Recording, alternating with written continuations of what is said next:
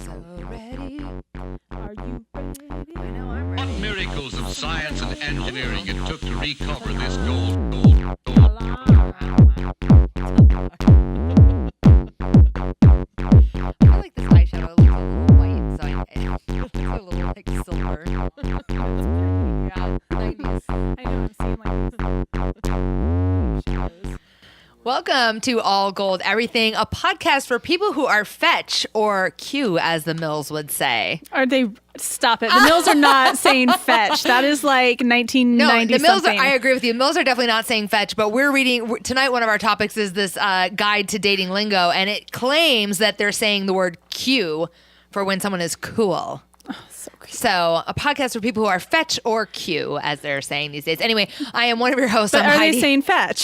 Like, we need to be really clear about this. Okay, so they're not saying fetch or Q. Just No, is the article saying that they're saying fetch? no, it's not. Oh, you made that up. I made that up. Okay. They are not saying fetch. Nobody's saying fetch. Okay. I thought it was going to be pretty funny. Oh, I missed should've the run that joke. one by you. I was just like dying slowly. It's okay. The funniest jokes are the ones that don't land. That don't hit? No, yeah. So anyway, I'm one of your the hosts. funniest jokes are the ones that are funny. Yeah, that's true. I'm Heidi B, I'm Sandy. and we're here in Portland tonight. It's a beautiful night. Yes. It's gorgeous. Yes. Harking back to the We're not days. wearing sleeves. Oh, we sleeveless. Okay, so this happened to me today. I took my stepdaughter to the orthodontist today, and I was wearing a tank top. I just went all in on the no sleeves today. It felt so good. The sun was out. It was like 75 degrees outside. And I got into the orthodontist office, and the gal at the admin desk was like, "Oh, it's a beautiful day outside." And I was like, "Yes, it certainly is." And she was like, "Oh, you're wearing a tank top." And I'm like, "Yeah, I am. It's beautiful out." And she's like, "It's not that beautiful." And I was all, "What?" You're like, raise up, bitch, Yeah. because it is. was like- raise up. And then she was like, "I am wearing sandals." And I was like, Yeah. whatever. You're So- just not hitting with anybody today. No, I am not. So hopefully you haven't already turned us off. Maybe I'll say something you think is funny at some stage, and I'll leave it to Sandy to You will. to knock home, to hit in the runs. So it is the first day of spring. It does feel awesome outside. It feels like summer. It does. It's great. Today on our way here, I stopped earlier in the day and bought us Powerball tickets. So we have Powerball tickets, not Mega Millions tickets. We have winning Powerball numbers. We're switching up our gambling this evening. Just going to let you know we have winning Powerball numbers. So before the show, you were talking about, so the Powerball jackpot is $550 million. So we would be splitting that. Originally I thought we'd be splitting it two ways, but really we got to include Mark in on the cut. So we got to split it three ways, which makes the math a little more difficult. But let's say roughly 100 and... Stop. I was not involved in this decision, and it has not been made. Oh, okay. So we won't split it equally. Sorry, Mark. To be determined. This is Heidi. we're This is gonna what she split it. does. She just makes decisions. I just make, I I'm guess. calling. I got to stop. This is a multi-million-dollar decision. multi-million-dollar you decision. just made Thank you. and didn't run by me. Whoa. I just figured, like, I don't know, the three of us are, well, I don't know. Anyway. I don't know what you figured, but you didn't run it by me. That's true. Okay, so no decisions are final until we've decided on them together. That's true. I mean, it sounds fair. Yes, that is absolutely fair. The way that came out of my mouth made it sound like I was thinking that wasn't Like it was fair. a question. Yeah, but I really So do. That's what really you're telling me is yeah. That's we not, have to make decisions together. That's not really how I meant it, but that is how it sounded. So anyway, we do make decisions. Largely, we make our decisions together. We try. That one has not been made. And either way, we're probably going to give Mark some kind of cut of the $550 million. I would be down for that. Yeah. Okay. Maybe not. Maybe not in thirds. Sorry, Mark. You're the one that has to look at him throughout the podcast, not me. Sorry, Mark. His broken heart. He's crying into his underpants. I'm not afraid to tell my truth. But anyway, you were saying before the show that you had been looking at some things today. What would you buy with say you're half? Say we'll do half with your $225 million. What would you buy? Yeah, well, I mean, clearly we do have some to spare for Mark.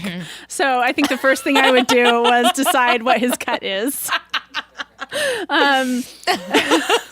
But what I said I would buy is a fine jewelry septum ring. Yeah, that would be great. Yes. All diamonds? Yeah, like just like my ring, except for my septum. Oh, yeah, that would be Yeah. great. And it wouldn't go all the way. Would it go all the way around? I don't know. It doesn't move, I will right? leave that to the jewelry designers. Yeah, I mean, guess they currently probably- I can spin this one all the way around. Yeah. But I don't know if I'd want to spin the diamonds into my flesh. I don't know about that. I don't know. I mean, Yeah, it's flesh. And then Yeah. what else did I say? I had one more thing. I only heard the fine jewelry septum discussion. One of my favorite things ever. I hope that there are people watching this on YouTube because one of my favorite things ever is when you put your forehead on your microphone. It's so funny. It's like my favorite moment. It's so cute. It's like a shameful cowering because because my mind is failing.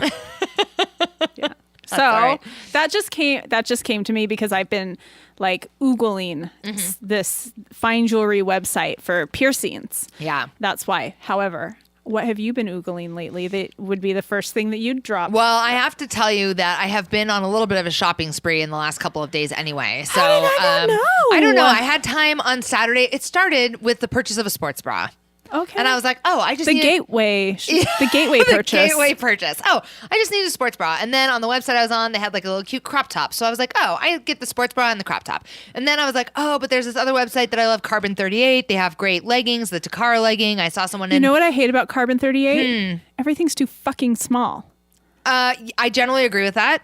But this particular legging that I don't know if Carbon 38 makes it. I don't know who actually makes it, but it's called the Takara legging and they carry it all the time. Those are your cool leggings. Yeah. Yeah. And I ordered them in like an indigo, like a navy blue. Oh, yes. Yeah, I'm real excited about that. And so then I was getting that, but then I was like, oh, if I order something else, I get free shipping. So then I found another sports bra that I really liked and nude and like the back is like crisscrossy and I'm like, oh, that's cute.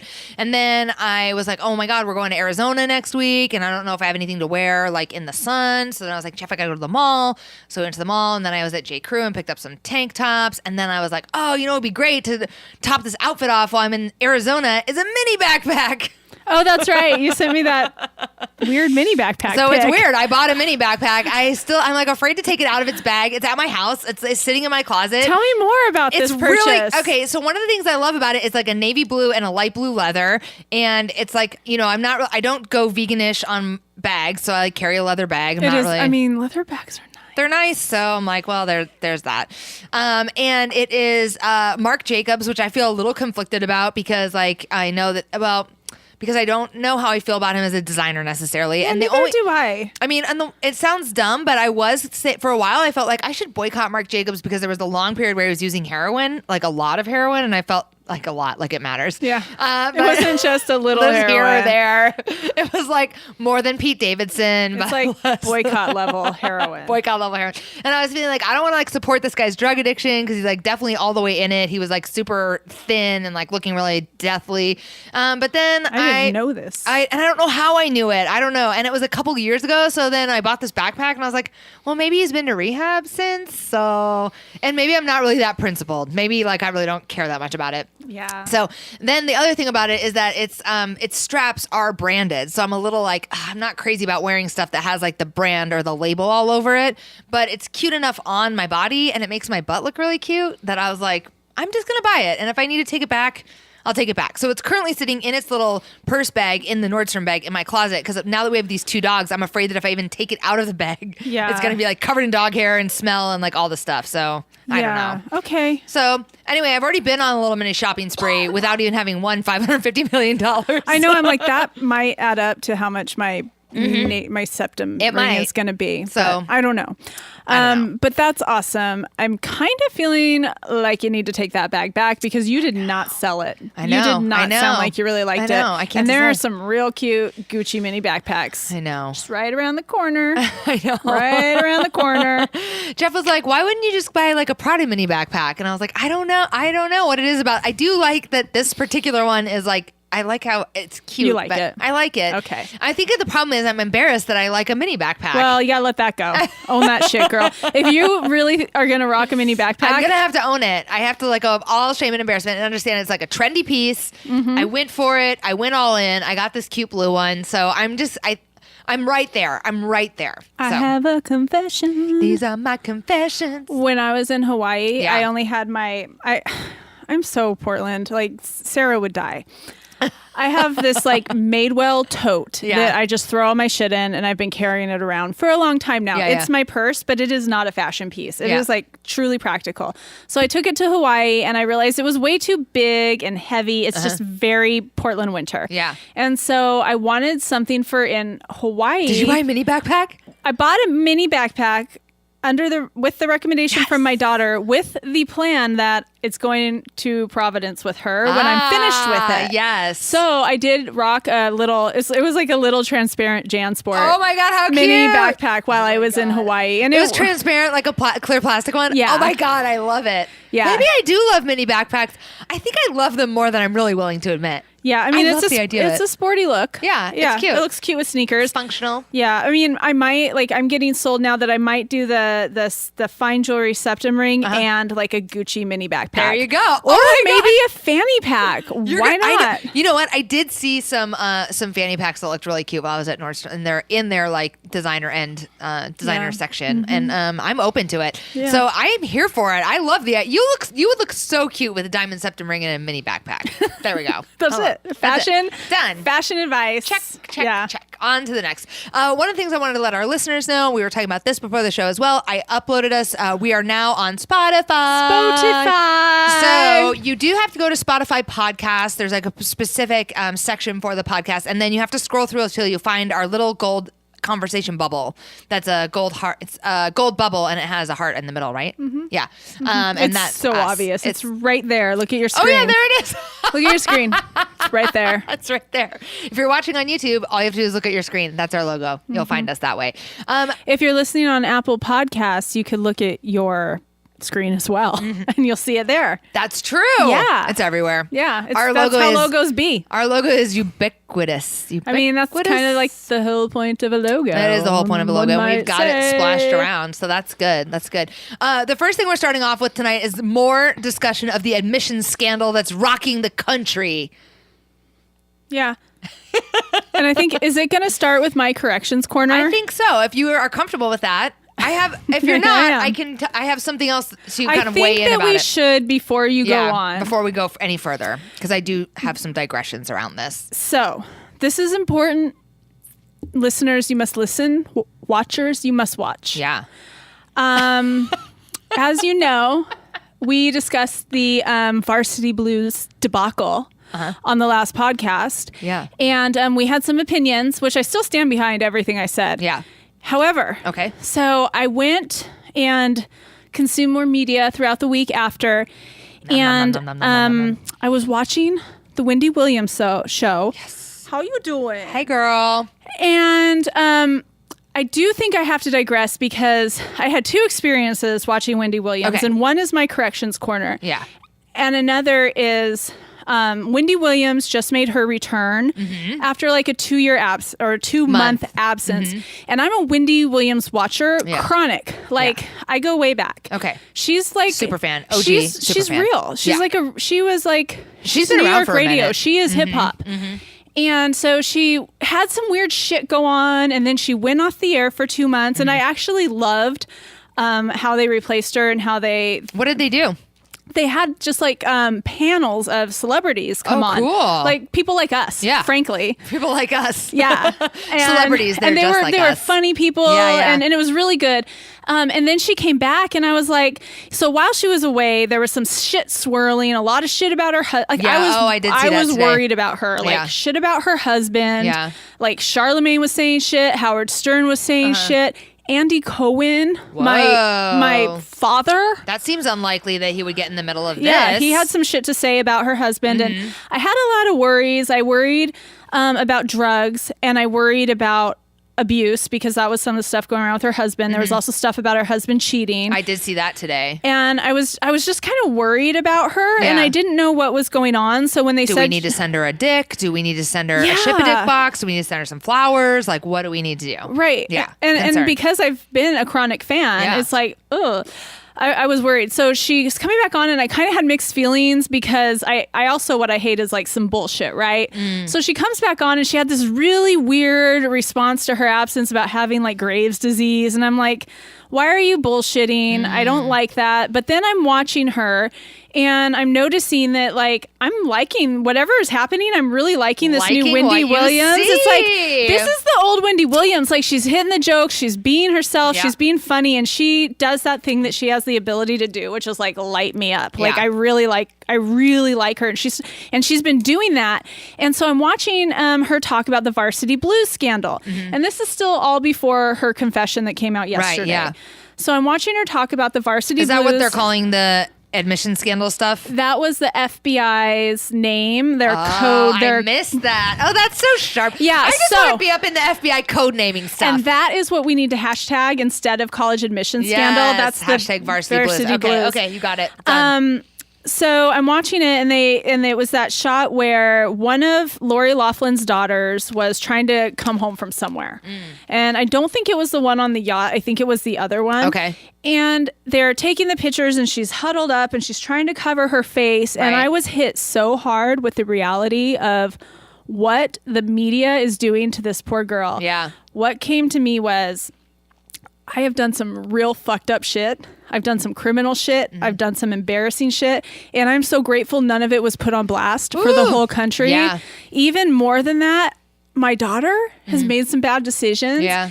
And she's probably done some criminal shit. Yeah. I am so glad that that's not put on blast for the whole country. It would be devastating. Yeah. And for this generation of kids with like zero coping skills. Yeah. I was afraid for her, and I felt for her. Yeah. And I was like, I cannot contribute to this. Wow. Yeah. Because I can't. Yeah. And so I feel like I know that I had a reaction to this. I had a very strong reaction to this college admission scandal. And I know that was coming from a place of, I have a huge, like, lifelong resentment with white privilege, which really comes from a scarcity fear and a resources fear. Sure. And that's what drove this huge reaction I had to this. Like, because in hindsight, what we know is, like, this shit has been going on forever. The deck has always been stacked. Sure. This is not new. So by me just, like, adding to these kids' pain, and I know some people would say they're college students, they're not kids. But They're this generation, they're kids. No coping skills. No and coping constant. skills. I mean, in addition to that, like, what exacerbating what you're talking about is the fact that there's constant social media, like constant documentation of everything, every misstep, every bad choice, every stupid decision. I mean, we're hearing you talk about like that. It's the same thing. I could not be more grateful that Facebook and Instagram did not exist, or in their current Facebook did exist when I was in college, but not in its current form, because cell phones didn't exist in their current form. They were still like flip phones. The cameras were like pretty shitty. You still had to like download Java in order to like upload any. It was way more complicated, right? I'm really impressed though that you had Facebook in college. We did. Youngin'. She's a youngin'. Oh, She's a youngin'. That's so sweet. But I didn't use it then, and nobody was really using it because it was like it was hard to get the photos uploaded. Yeah. Because it was hard to get. So anyway, but the point, all to say that like I agree, like there is a level of scrutiny that did not exist. Like all my horrendous and humiliating things that I did were not photo documented in every at every step along the way. On top of that, this public response is so huge on her, and it's how I don't know how she can cope. And we know that she doesn't have the strongest parents from an emotional standpoint. Yeah. I just felt a lot of responsibility for stepping far, far away from shaming her. Sure. And even including that I know she probably knew. I don't know, like that's still up in the air what she knew, but she probably knew. Yeah. And even in the setting of that, I don't think it's fair for this mass public internet shaming of her. So that's really all I have to say of that. And then moving on, and then the next day I'm watching Wendy Williams. Yeah. Because I always do. And it said Wendy gets real, and I knew she was going to tell us what was really going on. And I was like, this is the Wendy Williams I know. And of course, and she said at the end, what she did was she basically said, I go home to a sober house. Yeah. I'm living in a sober house with a bunch of drug addicts. Yeah. Recovery. Yeah. And in the past, she's had a problem with cocaine. She didn't allude to what her current addiction is. Right. Yeah. But she's living in a sober house, so it's likely substance. Yeah. And she said, some people are going to think I'm crazy and I'm batshit, but other people are going to think I'm brave. And I think that she's so brave. And from what I've seen this week, these 2 weeks she's been back, like, yeah, she's the old Wendy. Like her personality, like when we take the substances away and shit starts to clear and who we are starts to bubble to the surface, the light. Yeah. That's what's happening with Wendy Williams. So sorry, Andy Cohen. Sorry, fucking Charlemagne. Like Howard Stern. I know everybody thinks you're so the shit right now because you wrote a fucking book. Is that why? Do people care about Howard Stern right now? I don't. I'm not really that interested in Howard Stern. Yeah, just stop talking about my girl Wendy, and I'll leave you alone. I was just thinking, one of what you're saying is so right. Like one of the most beautiful thing about seeing people get sober is like seeing kind of the lights turn back on, and especially if you hang around places where people are sober long enough, and you get to see people make it through like the first week or two, or make it through the first year, you get to see like the lights come back on, and it doesn't happen at that quickly for everyone. Like 2 months is a pretty quick turnaround time to like get detoxed, get clear, return to self, feel confident, feel like you're your old self again. And that's like such a beautiful thing to watch. I'm not surprised that you were moved by that at all. I had two kind of notes on the discussion that we're having. One is that I read this article. I didn't watch Wendy, but I read the article in People about her sober living experience. So she was talking about like she lives in a sober house with a bunch of guys. And I was like, I have no experience of anyone I know living in a sober house. Like in my experience, sober houses are gendered. Clearly, that they're like there were guys and I worked with a woman who had guys. Oh yeah, I just feel like that is a recipe for like so much drama. I can't believe it. I can't believe that blew my mind. Me drive out to fucking Damascus. Oh, in Damascus. But I mean, that is the thing. I feel like in a small city like that would maybe there's only like one or two sober houses. But in a place like New York, I just feel like that is just like, to me, that seems a little bit like a recipe for disaster. Yeah. But I mean, or for drama at the very least. So I was like, my interest was piqued about like that. And then the other thing I looked at is that she has a sober coach, right? So I was like, oh, what is it? What is a sober coach? So Lohan had a sober coach. I mean, all the celebrities have a sober coach. It's like a college admissions counselor. It's the same thing. Well, so it's like a sober coach would cost you between $700 and $2,400 a day, depending. And then I like found a place where you can apply to between $7 and $700. I thought you said between $700 and $2,400. And I'm like, that's a wide range. This is a broad berth of sober coach options. Yeah. But anyway, so then I wanted to see like how one becomes a sober coach, because I'm like, well, I don't know. What do you get paid to be a sober coach? How easy is it? So I am considering maybe applying to be a sober coach, because I don't know, maybe you just get paid I would be a fucking bomb sober coach. You would, but is it ethical? I don't know. I have to look into it a little further. It's not fucking ethical. Why do you think that? Tell me more. You're going to charge someone to pass on the gift that you were given freely? Yeah. Okay. No, I mean, I understand what you're saying. I hadn't even really considered it. I mean, I feel like I already do a lot of that anyway. Yeah. So then I was but think about it. Like, just jump from, like, take the money aside.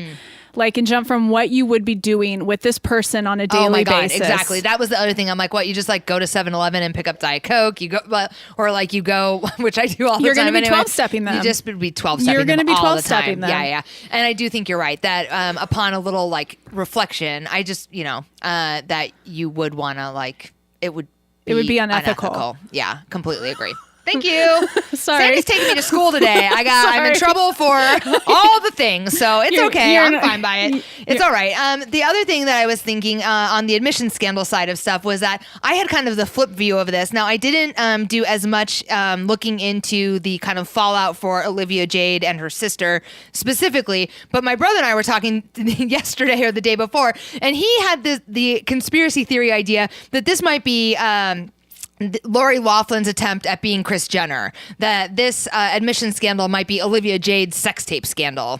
Now, it's taking her sister down in the process. Yeah. Well, it's sad that that's where our society is, that he's probably right. Yeah, that it's very possible that Lori Loughlin is of the mind of like any press is good press. And he brought to my attention something I hadn't realized, which was like there are any number of kids involved in this. Right? Who knows how many parents and kids and whatever. And the press the media coverage that Olivia Jade, and although I don't know her sister's name. Yeah. Has been. Because her sister doesn't have a YouTube channel. Right. That she went on and said how much she hates school. Right. So it's like that's what makes the story coverage so that juicy. This Olivia Jade has gotten has been like astronomical compared to like any other kids' names being mentioned or whatever. And then like it's really unfortunate because you're right, it's taking her sister down in the process, who may be a little less prepared to handle the fallout of it, or just like, you know, whatever. And so anyway, his theory was that this was her her sex tape basically. And I was like, you know, that you're right, like it's very definitely a possibility. Yeah, I mean, she's getting. I didn't know who Olivia Jade was before this. Now, I won't be watching her YouTube videos, but I did just through how they kind of one follows another one. There's a girl named Harlow who is a former classmate of some other kids who were involved in this scandal. A high school classmate, and she's getting famous off of it because she's suddenly getting a bunch of views on her YouTube channel just because she's saying, I went to school with them and I thought they were bitches. Yeah. I mean, she's not saying those words. She's trying to come off like really YouTube starry. I mean, they're all the same, right? They're all girls sitting under their couch with their legs folded up and their hair looking really natural. Yeah. And like their makeup perfectly done. And then they act like they're so nice, but they all have vocal fry. And that's the recipe to be a YouTube star. Yeah. But yeah. Should we do an episode in all vocal fry sometime just to see what happens? I don't know. Can we withstand that? Would that fly? So anyway. Who knows? Anyway. I don't know. It's like so fetch. Yeah. So Joey and I were watching the Michael Jackson documentary, which is a whole nother episode in itself. Oh, yeah. I haven't watched it. I can't make myself watch it. It's real intense. Yeah. But what we couldn't handle was Wade Robson's wife's vocal fry. Is it the worst? It's the worst. Well, you know that Wade Robson is who Britney Spears cheated on Justin Timberlake with. Yes. Yes. Okay. I wanted to make sure. Yes. There's not anyone on the planet who doesn't know that. But and I think that's does. probably why nobody believed Wade Robson when he spoke up in 2003. They're like, no, because you're the douchebag who broke up JT and Britney. America's sweetheart. So now you're just trying to ruin Michael. Poor Wade. Poor guy. Yeah, I mean, he's actually he's quite an accomplished entertainer. I mean, he's a very accomplished choreographer and dancer, but I haven't watched the thing. So his wife's vocal fry is the worst. Where's she from? The worst. He's Australian, right? He is. She screams LA. I don't know if that's true or not, but she picked up the vocal fry in LA for sure. Yeah. For sure. It's out there on every street corner in LA. Right. You just pick it up. You just pick it up. We're going to shift gears a little bit because there are two things that I want to talk about that are coming in 2020. The first thing is, first of all, this is kind of like a quick one. I don't think we'll spend much time on this, but Bill and Ted of Bill and Ted's Excellent Adventures are making a third movie called Bill and Ted 3. Oh shit, I forgot to write the name of it down. I don't know what it's called. Anyway, the Bill and Ted's Bill and Ted number 3. Bill and Ted number 3 is coming out, so people are stoked on that. And then the other thing that's happening is weed sales go up. Weed everywhere. Sales skyrocket. And the original two, Bill Winters is actually Bill's name, or what the character, the guy that plays Bill. Wait, who plays who? Shit. Keanu Reeves plays Bill. Alex Winter, thank you. That guy, he's like in direct. They're both back, is the point. Alex Winter and Keanu Reeves are both back for the third installment of Bill and Ted's Excellent Adventure. And it comes to terms, apparently the storyline, although I can't remember the name, it comes to terms, it's like Bill and Ted number 3, shit gets real or something. It comes to terms with the fact that in number 2, they're supposed to like save the world or something. And that in number 3, they're 50. And they're not 20, they're 20, they were supposed to save the world. Now in number 3, they're 50 and they haven't saved the world. I hope that they include Donald Trump as president. They probably will. Yeah. That's my guess. Mm-hmm. So that's happening, which I think I will have to check out. And then the other movie that's coming out is this movie called Hustlers that is starring Cardi B. It'll be Cardi B's acting debut, which I'm here. I mean, I want Cardi B to EGOT so bad. She's got the Grammy. What is EGOT? Oh, it's Emmy, Grammy, Oscar, Tony. So Emmy is television. Grammy is music, Oscar is film, and Tony is Broadway. So I need her to get an Oscar nomination for this Hustlers film because I need Cardi B to EGOT. That would be amazing. It'll be starring Cardi B, J-Lo, and Julia Stiles, which seems like, I mean, whatever, except they're a group of plucky strippers who get together and take down... Yes. If only I could have you do the microphone head thump at least 3 times an episode. It's seriously my favorite thing. What are plucky strippers? They're not down on their luck. They're just like what does plucky mean? Like street smart, like is that true? Perseverant. They're like perseverant. They're like Okay. not gonna let anything get them down. Oh. Plucky. All right. So a group of 3 plucky strippers who band together to take down With their severe childhood trauma. probably. I don't know. Maybe not. But probably. Sorry. I don't know. Can't win tonight. Just gonna hang up the headphones, head off stage. They get together to take down their Wall Street clients, and it's based on a true story. So my thought It's was not personal, Heidi. I know. It's okay. I'm going to take off my headphones. No. Or I could just be quiet. They get together. They're going to take down their Wall Street clients. My thought is like, clearly I can see Cardi B and J-Lo playing some strippers. I don't know about Julia Stiles, but she did have some banging moves in, what was that movie? Save the Last Dance. Save the Last Dance. Save the Last Dance. When you said Save the Julia Last Dance. Stiles, I was like, well, maybe she's been keeping up her dance moves since the early 90s. It's very possible. Very possible. She was a great dancer in that movie. She danced ballet and hip hop. Yeah, it's impressive. That was And she was a impressive. white girl in She an was a white girl. inner city school. There you go. Breaking barriers. Against the odds. Against the Plucky. odds. Plucky. She was plucky, see? You know don't- what plucky means. I don't. I probably just used it wrong, No, but it sounded you're good. Oh, it's fine. I like it. So I was thinking, then I was like, well, maybe Yeah, Julia I mean, you Stiles can't did- really use plucky wrong, right? I don't think so. I mean, you can't. I don't think you can. You can't. Everything can be plucky. Anyway, I feel like Julia Stiles might be like the owner of the strip club or something. Like maybe she's not actually. If she's not I doing. think J-Lo would be the owner of the strip the club. matron. Mm-hmm. God, I'm so here for it. I love J-Lo. I can't wait to see Cardi B EGOT with an Oscar nomination for the movie Hustlers.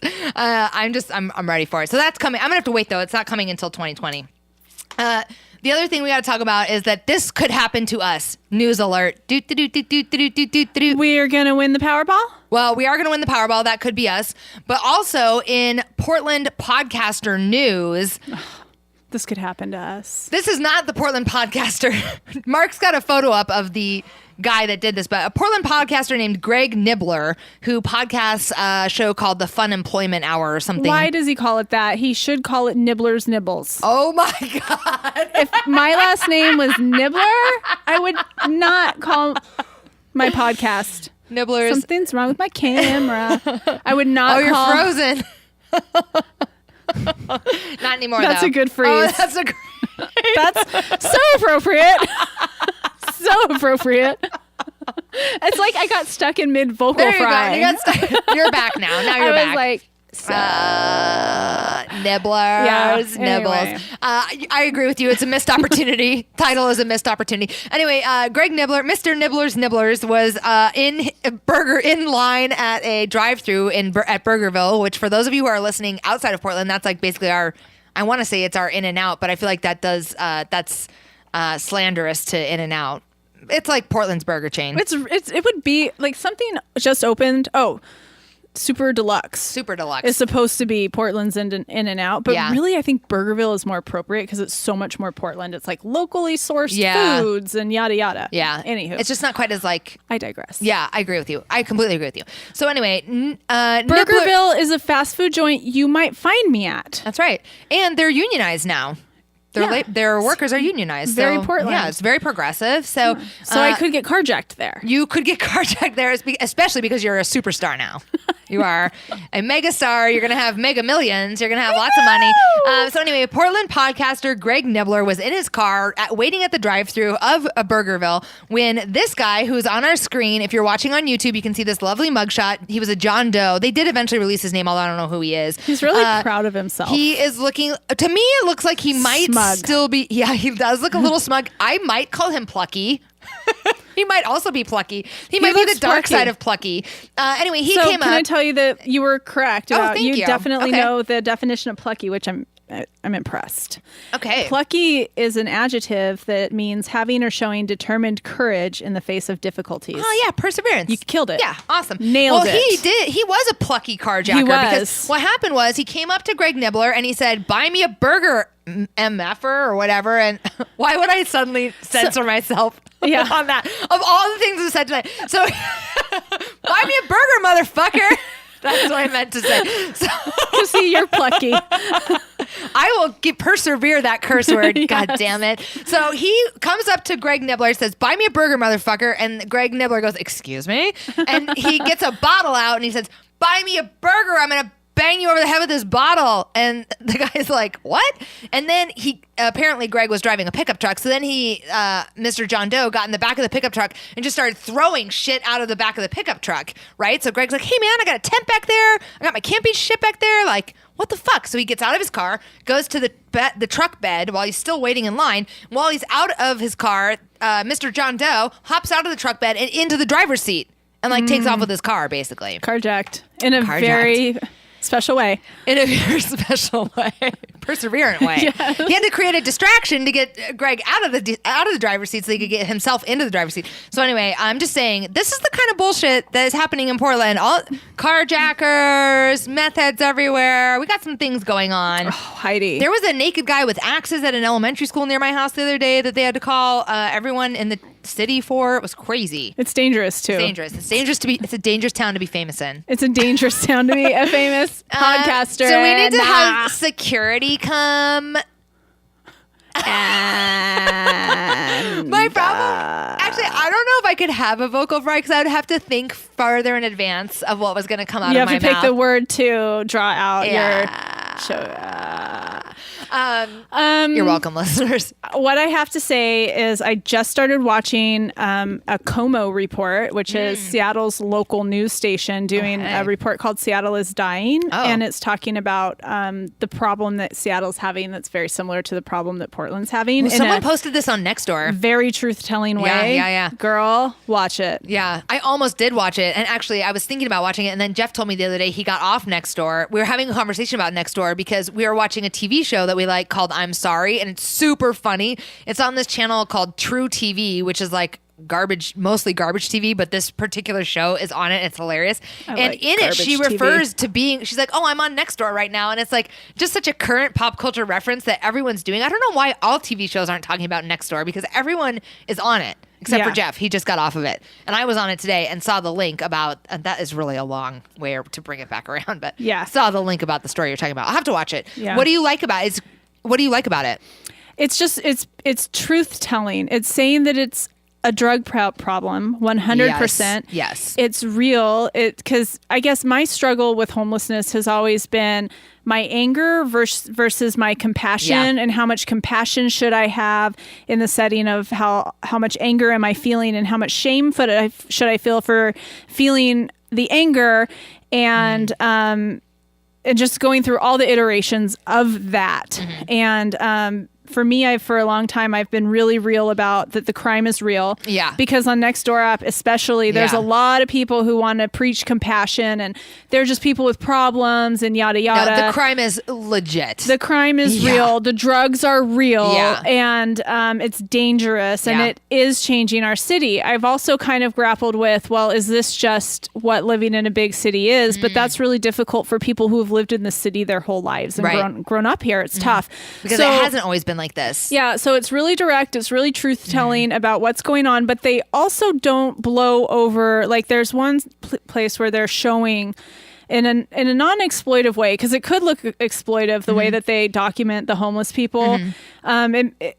I'm not sure if it's exploitive or not, to be fair. Yeah. But they do talk about this is suffering, like this is pain. Yeah. And this is drug addiction. Yeah. And, there is a mental health component. But the other thing that they've said that I've known for a long time is they're here because they want to be here because they want to keep using drugs. Yeah. Yeah.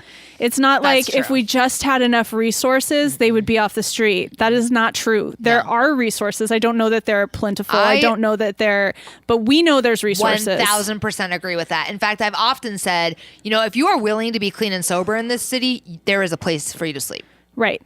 It's true. Yeah. And that's it. Like, not if you're willing to be clean and sober and have your dog and have your partner. There's no. And have your meth and all that. Because it's in Seattle, they're living on the streets and they're able to have up to 3 grams of hard drugs on them. They're allowed. Yeah. They're not going to give that up. Right. And I do have to speak up. This documentary says 100% drugs.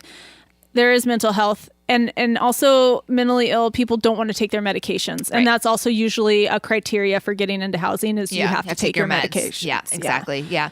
Well, I'll say, like, speaking of that, it reminded me, there's a guy that's living on a van in a big conversion van. I think that's what they're Living called. in a van. Living in a van. Down by the river. Exactly what you picture when you think of that, when you think of that skit. And he's living in a van down by the overpass, but it's by my house.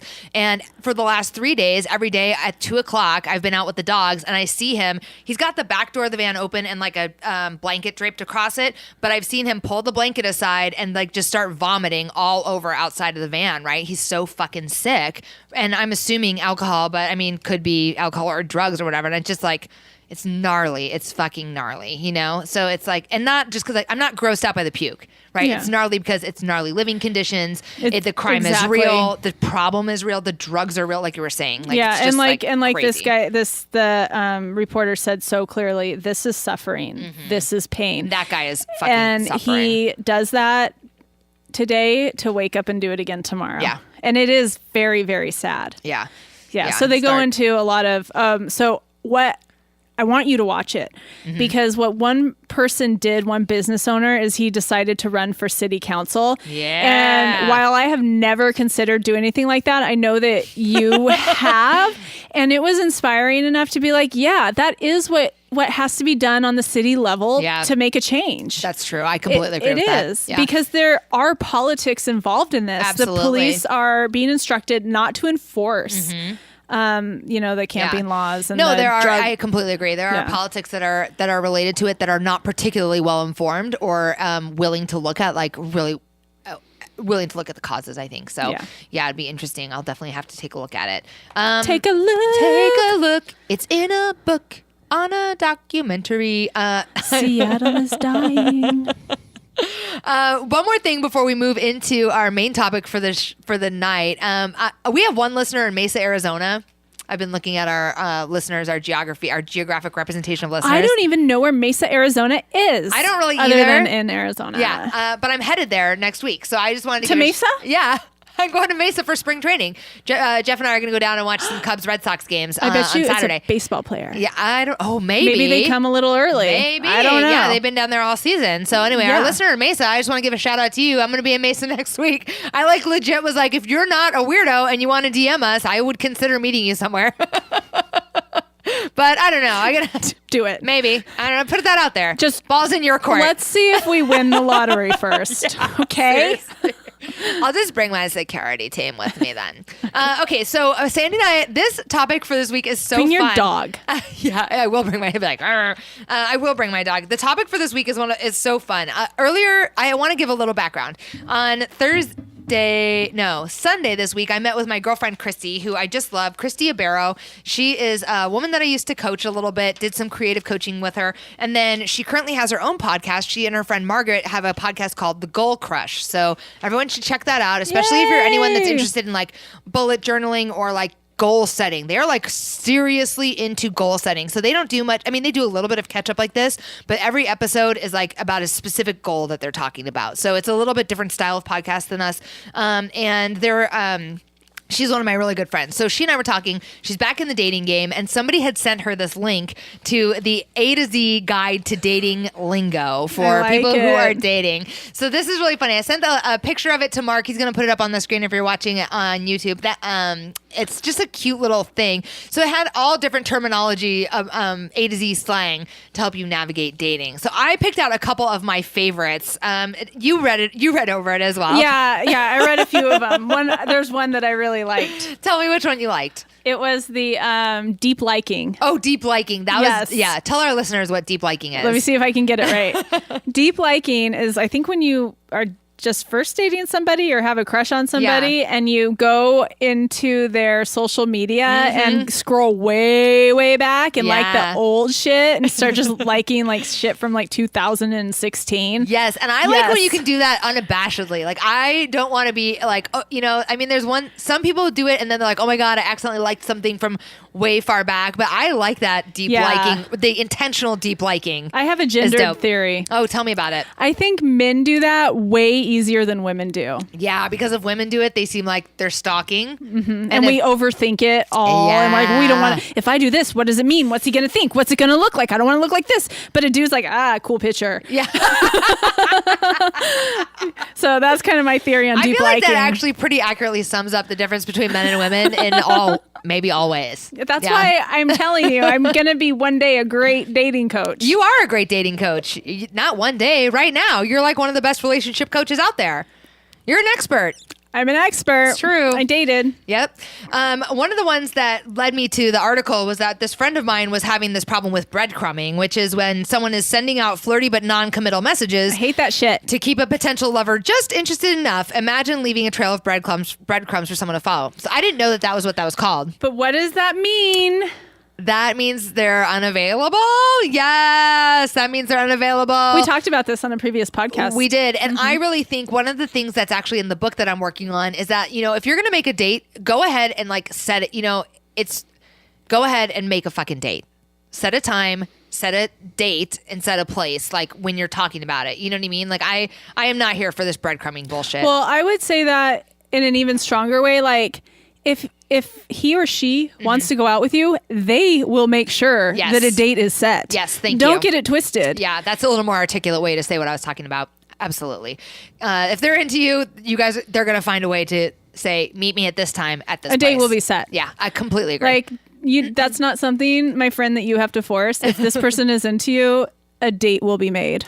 1,000%. 1,000% agree. I think I said on that last podcast that, like, I dated a guy for a long time. This was pre-sobriety. That could not tell me he wanted to see me. He had to give me 3 hints, and then I had to set the date. Say, well, do you want to hang out? And we were in a relationship. Not available. We were in a relationship. Yeah, that's hard to hear. Crazy. Yeah. You're so much different today, and I love that.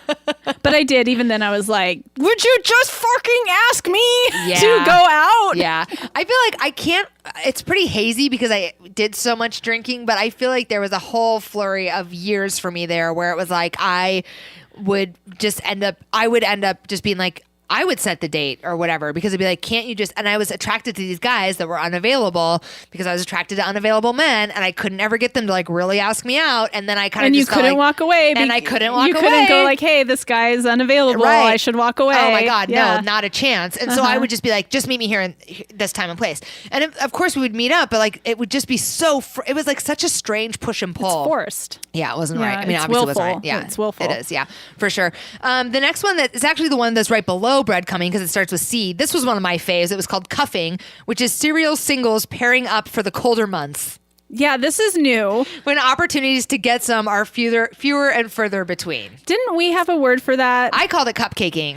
Well, But no, cupcaking that's not is not cupcaking. seasonal. Cupcaking is not seasonal, now that you mention it. So Heidi and another friend and we used to meet up like once a month, and we called our meeting craps, and we'd meet at coffee and catch up. Yeah. And at the time I was single, and it was when Heidi was just starting to date and fall in love with Jeff, and our other friend was also in a relationship that he was pretty blissed out in. Were we talking about hibernating? We were talking about hibernating and bear traps. Bear traps. Yes.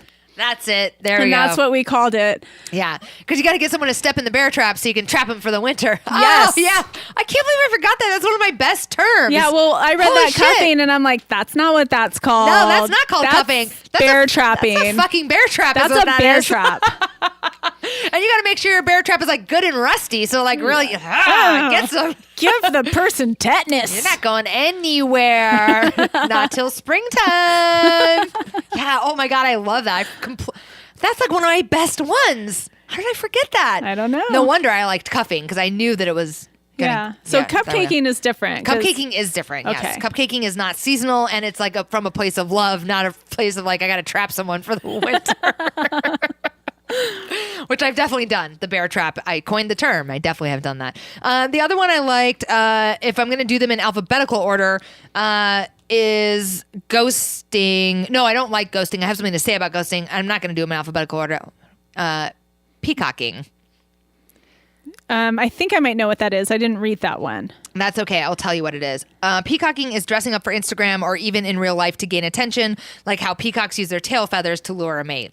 Which I just feel like, I just like the idea. I like it's a must. Yeah, I like that. We all must peacock. It gives me an excuse to say like tail feathers. I just feel like the image of like the peacock feathers had me like, oh, smiling. Yeah, I've done that for sure. Yeah, that's one of the fun things about dating is getting maximized in your cutest / slightly sexy outfit, but not too revealing. Yeah.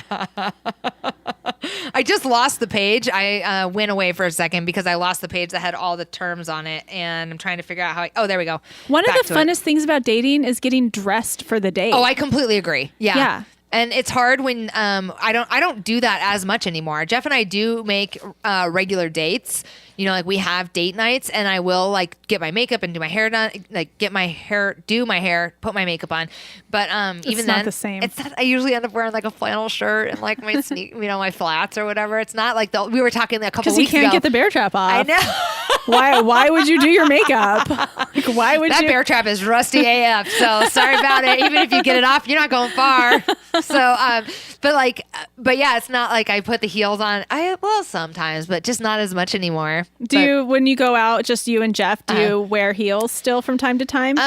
Occasionally. It really depends on the weather, honestly. More than anything else, I'd say it depends on the weather, because my favorite heel to wear and the heels that I have that look best are open-toed. Mm-hmm. And like in the rain, I'm like, oh God, it's too much. So for the short summer months, I am more likely to be wearing heels on a date. And I really do think that's true for me, that it's more about what the weather's like than it is about like how willing I am to get dressed up. That makes sense. Yeah. One of the other things that I like that's on here that is around peacocking is, on a thing. Seeing someone, here's the definition that's on this thing. Quote, seeing someone is so 2014. On a thing is your new term for casually dating. I like it. I don't have any reason to use it, but I like it. Did it describe if you're fucking? No, it does not. And it doesn't say if fetch is here. Because do they talk about that? Because I think that, is this geared towards our I generation, our Generation Y and the millennials? Because I don't know that they date. Yeah, I don't know. This doesn't really, it's not clear. And the article does talk about dating. Because I'm curious if on a thing means you're fucking. It doesn't say. It's a very short definition. It says casually dating. So I think it means casually fucking. Yeah. I'm reading between the lines. I would, because I think there's not much difference anymore. I think dating is fucking. Yeah. I mean, I'm not a millennial. I don't know, but I'm with you on that. That's what I think. Yeah, I agree. And then the last thing that I like, I was trying to make this a thing, is Q. Q is cool new slang for cool. For instance, you might say the girl I'm dating is really cute, or we broke up but we're still Q. And I am suspect about this one. Just like I'm suspect about fetch. You didn't seem suspect about fetch. That's true. I was on board for it. I owned it. You were suspect about fetch. I was suspect about fetch. I'm like, nah. So one of the things I haven't heard fetch, but I also haven't heard Q. Mm-hmm. I haven't heard Q at all, so I am suspicious. Yeah. I might start trying to use it and see how it goes over, but I don't think it'll go over very well. Thank you, Mark. Mark's shaking his head. Thank you, Mark. I love it. You just got vetoed. Mark, you might get half. All I'm going to say is, just remember who was willing to. I know, right? Oh, I see. Okay. Back in the will. The last one that's on here is, the last one that caught my attention was ghosting, which we all are familiar with ghosting. Yeah. It's not a new thing. My husband was not familiar with ghosting when we met. Whoa. I told him that it was okay to ghost the other bitches. Of course you did. It was more like, you better. I love it. We actually had a conversation about how he was going to let the other ladies down. Nice. I like that you did that, and I think it's important. I was ghosting...